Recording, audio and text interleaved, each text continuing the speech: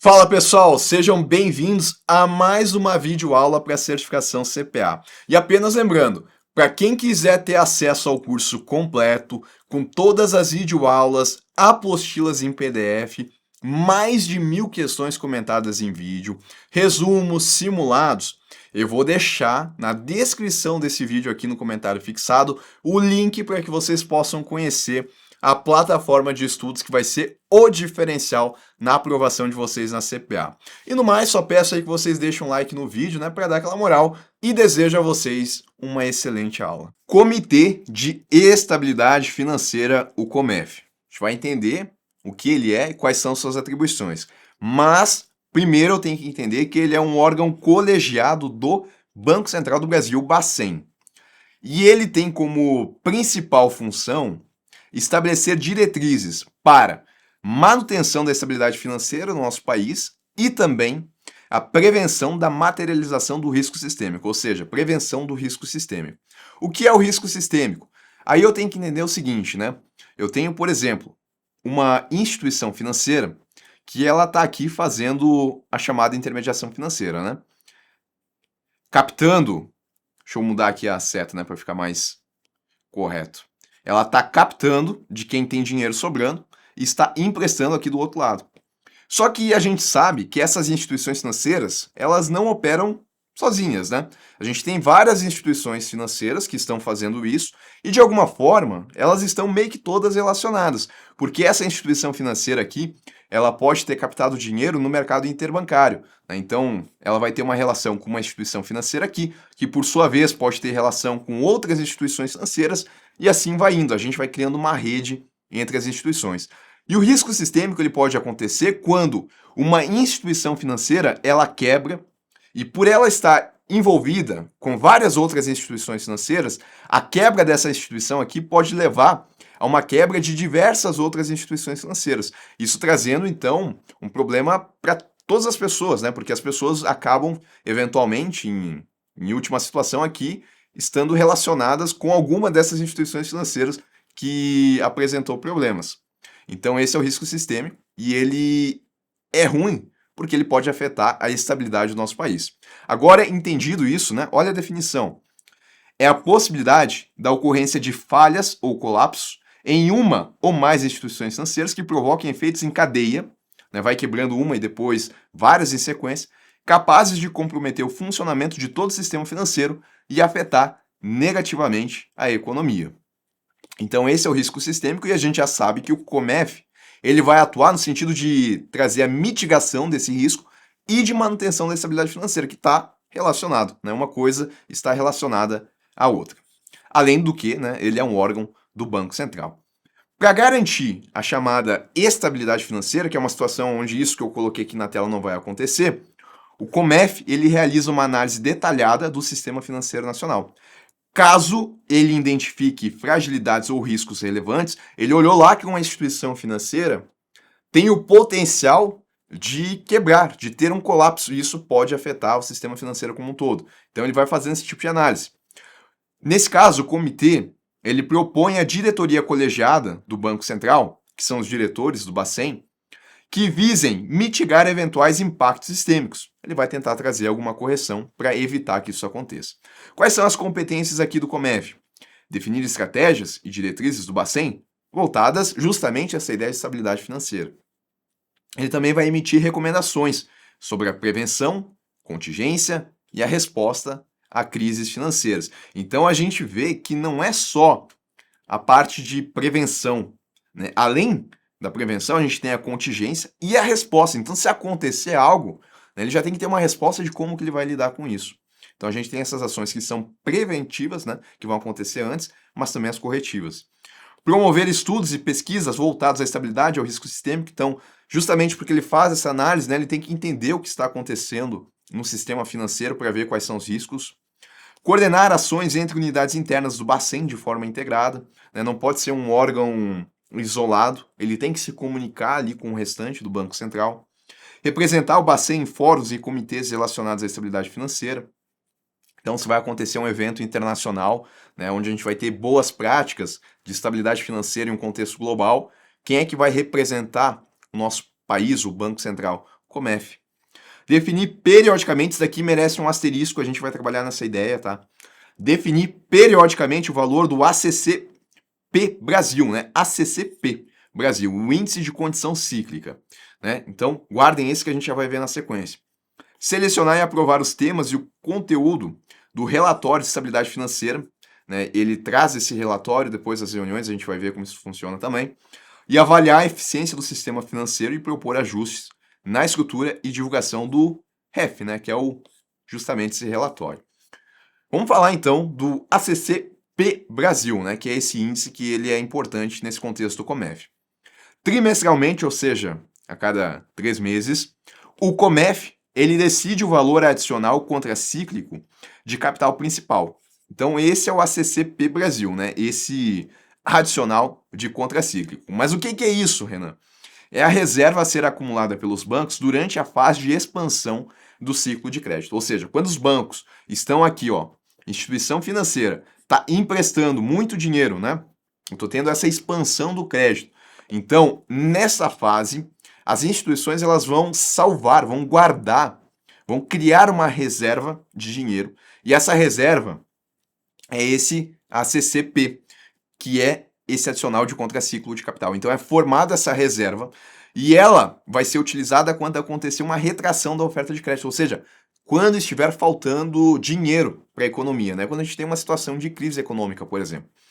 Em tempos pessimistas, aí essa reserva ela pode ser consumida para suavizar a tendência de retração de crédito. Então, quando eu tenho muito crédito que está sendo ofertado e demandado, é criado essa reserva que vai poder ser utilizada em tempos mais difíceis. É como o seguinte, né? Se eu tivesse muito dinheiro em um determinado período do ano, né? Então eu vou lá, eu compro o máximo de comida que eu posso, né?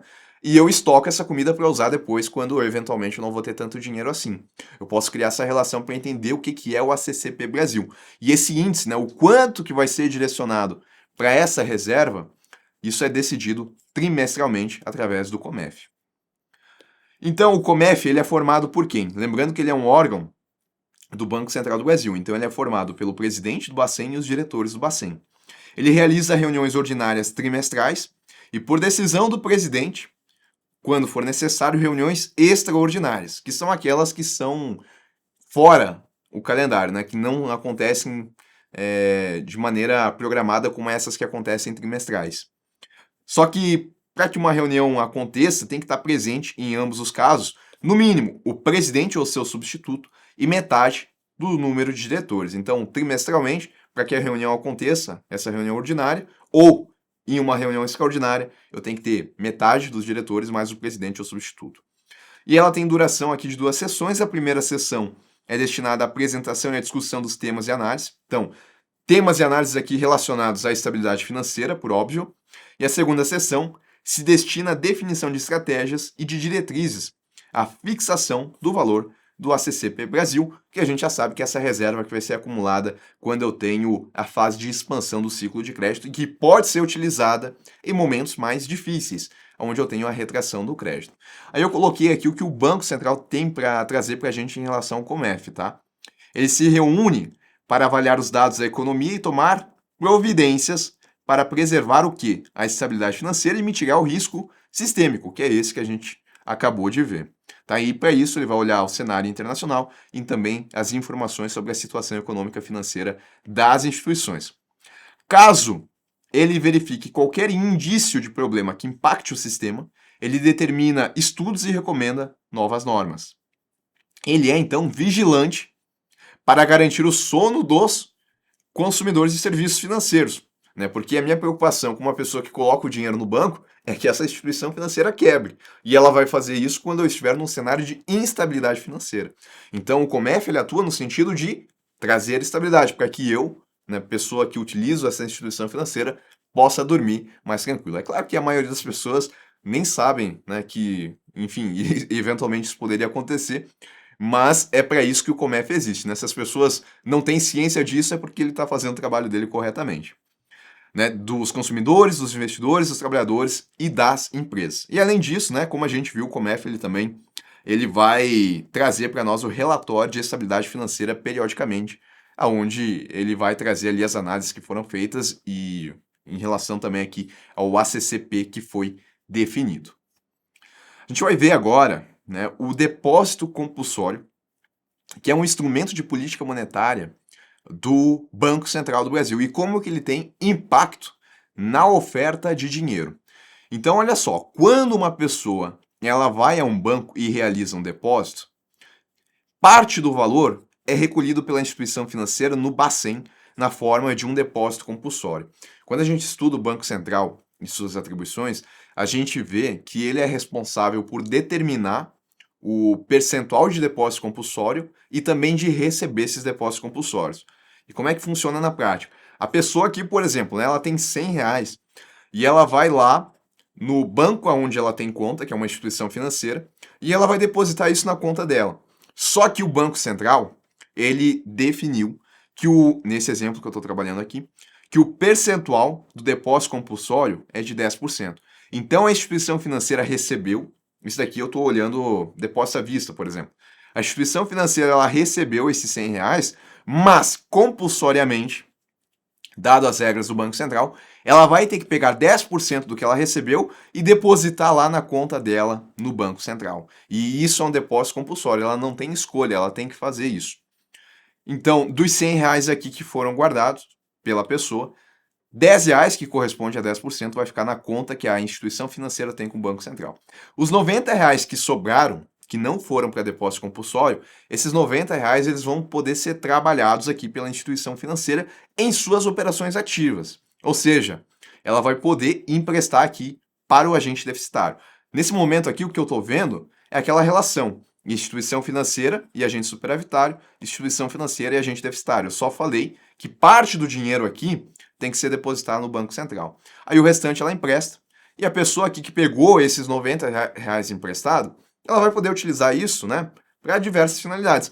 Vamos supor que ela foi lá e fez o pagamento de uma dívida que ela tinha de R$ 90. Agora esses 90, eles vão para essa loja aqui. Mas eu pergunto, da onde que esses R$ 90 eles surgiram inicialmente? Eles surgiram desses R$ 100 aqui que foram depositados por essa pessoa. Só que agora, né, esses R$ 90 estão aqui com a loja. Só que essa pessoa, se ela, por exemplo, ela quiser sacar esses R$ 100 que está na conta corrente dela no banco, ela pode sacar. Não é a loja que vai ter que devolver os R$ 100 aqui, ou 90 nesse caso. Quem vai ter que devolver os 100 é a instituição financeira. Na instituição financeira, se essa pessoa sacar os 100, ela vai devolver 100 e não 90. 90, né, é o que ela pôde emprestar, mas essa pessoa tem um direito de receber R$ 100. Né? 90 é por conta da instituição financeira ter depósito compulsório. Só que a loja aqui, ela não tem nada a ver com essa situação entre a pessoa que emprestou para o banco e o banco que emprestou para outra pessoa. Não, a loja recebeu esses 90, que era uma dívida que ela tinha. E aí, se ela quiser, ela pode ir até a instituição financeira que ela tem conta e depositar esses R$ 90. Se for a mesma instituição financeira, o que vai acontecer? Ela depositou 90, né? A instituição financeira nem sabe de onde veio esses 90, porque é da loja ali. E como ela depositou 90 na conta dela, ela vai ter que pegar 10% e colocar lá na conta dela no Banco Central.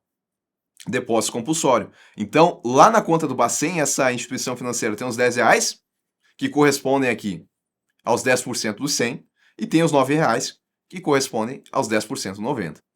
Então eu estou vendo aqui que o dinheiro está sendo multiplicado, porque eventualmente, agora, né, com esses R$ 81 aqui que sobraram dos 90, a instituição financeira poderia emprestar isso para uma outra pessoa, nessa outra pessoa poderia depositar na conta de uma outra pessoa, e isso vai gerando dinheiro. Então esses R$ 100 ele vai criando, né, mais dinheiro. Isso é o que a gente chama de moeda escritural, porque só existe nos registros bancários. Esse dinheiro não existe fisicamente. Ele foi criado através dessa expansão do crédito. Então, se a gente não tivesse o depósito compulsório, a criação de moeda ela seria infinita, porque daí, se não ter o depósito compulsório, a instituição poderia emprestar R$ 100 aqui, né? R$ 100. E isso ia continuar de maneira infinita. Ela vai lá, empresta 100, a pessoa vai lá, deposita 100, ela vai lá, empresta 100, deposita 100, empresta 100. Tá gerando dinheiro, dinheiro, dinheiro, e não tem fim. Uma vez que eu coloco um percentual de depósito compulsório, isso vai tendo um fim.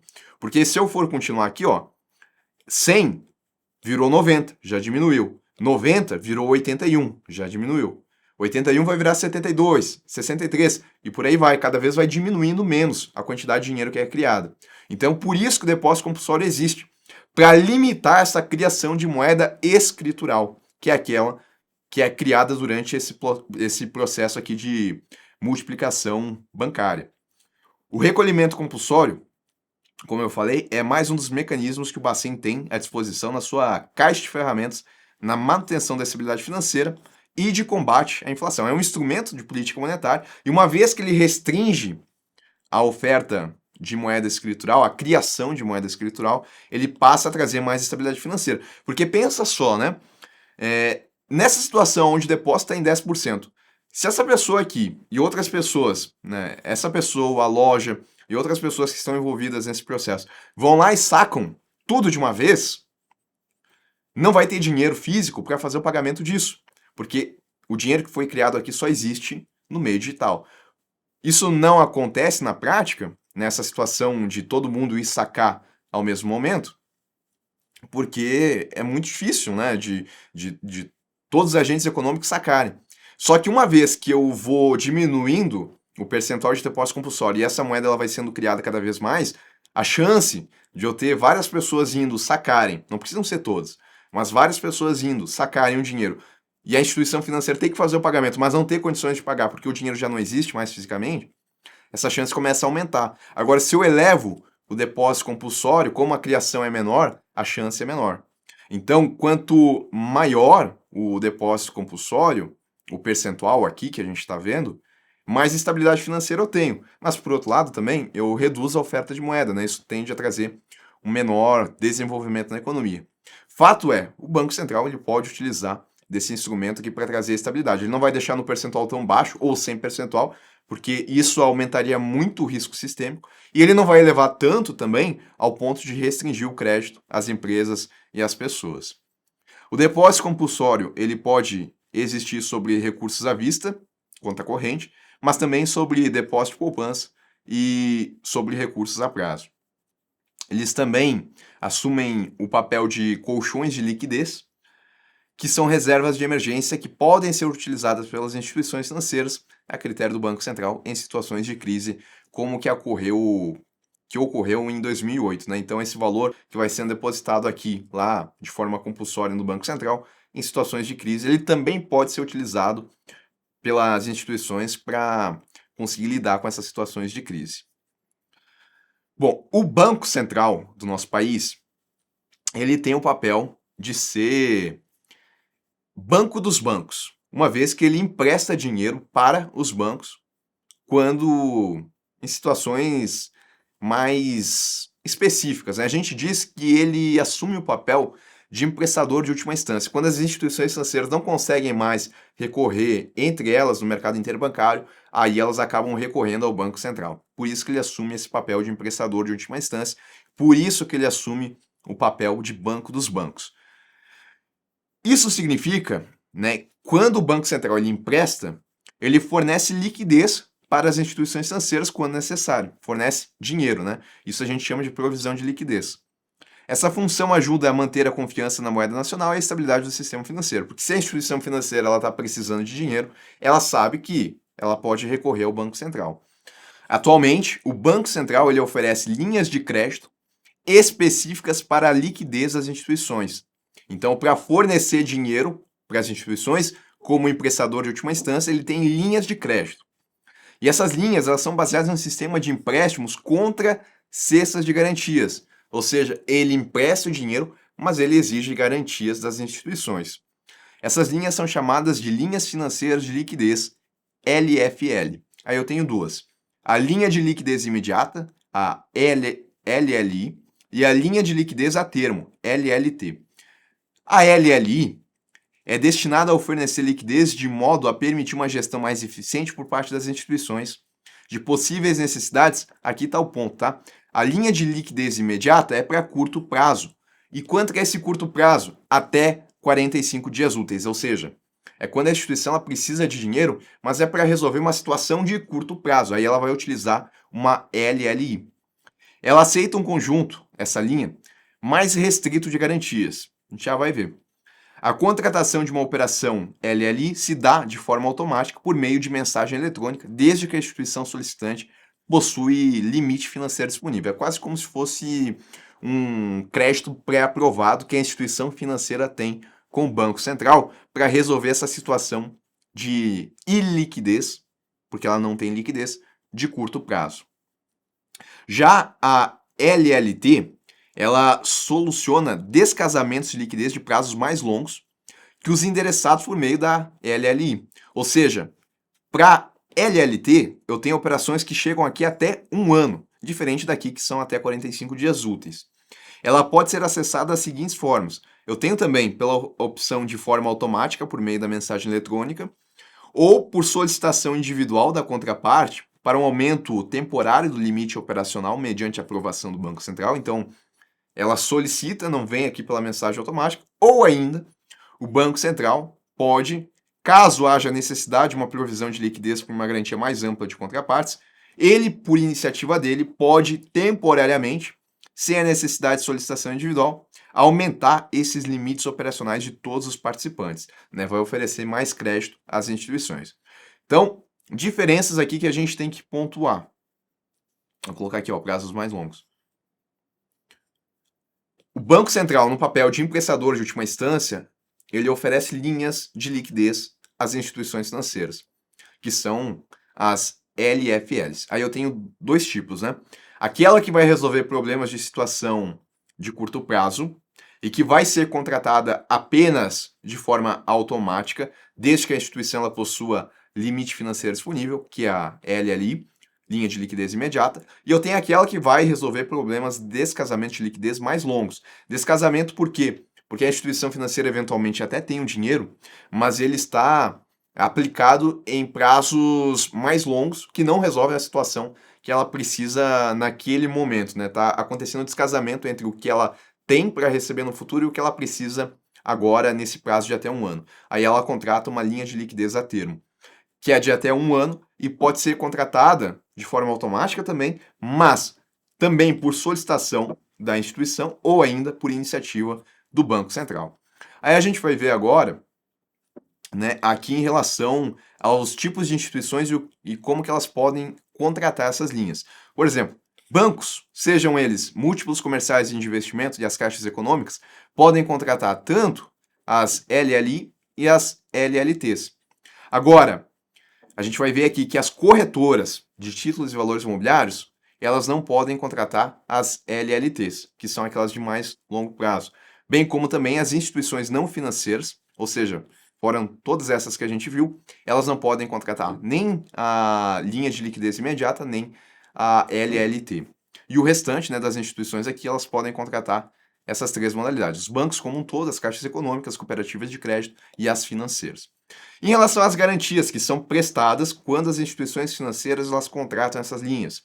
Na cesta A, eu tenho debêntures e notas comerciais com melhor avaliação de crédito, e na cesta B, eu tenho CCB, que é a cédula de crédito bancário, e as debêntures e notas comerciais que não estão aqui na classificação da cesta A porque não tem a melhor avaliação de crédito. Na LLI, que é aquela de linha de liquidez imediata, eu aceito a cesta A, mas não aceito a cesta B. Então a instituição não pode prestar uma CCB como uma garantia e contratar uma LLI. Agora, para a LLT, que aceita mais formas de garantia, ela pode sim ofertar uma CCB, bem como, por óbvio, né, ela também pode ofertar aqui as garantias que estão na cesta A, que tem essa melhor avaliação de crédito.